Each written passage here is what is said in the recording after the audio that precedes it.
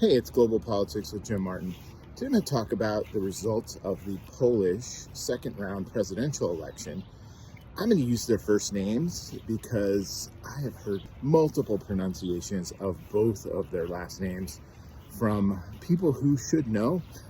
We're just going to call them Rafał and Karol. Rafał is the mayor of Warsaw and is the more EU-centric candidate aligned with the Prime Minister of Donald Tusk. Karol is the candidate who is aligned with the Law and Justice Party, is a historian. Both of these candidates emerged from the first round. As it turns out, Karol won by about 1%, 49.1 to 50.7%. So really tight. It looks like turnout was very high. Where does this leave us? I've seen some prognosticators saying that this is like a tipping point for Poland. I always am somewhat cautious about using those terms when applying them to the polities of different countries because context matters. It's basically status quo. The outgoing president, Duda, was a preferred candidate and one-time leader of the Law and Justice Party and has done his level best to hamstring the Tusk government over his term.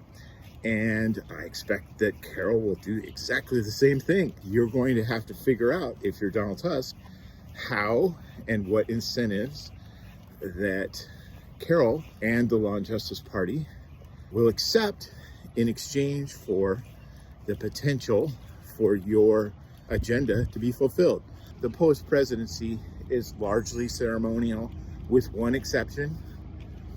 The Polish president has the ability to veto legislation. Now, if you can get the votes to overcome that veto, problem solved, right? Hey, a late update on the Polish election outcomes. Donald Tusk knows that he does not want to face his time as prime minister dealing with a president who's going to hamstring his agenda and that of his party. So he's called for a no confidence vote in his own government with the hopes that a new election will result in enough representatives in the legislature to overcome a veto. A bold choice, but probably a smart one.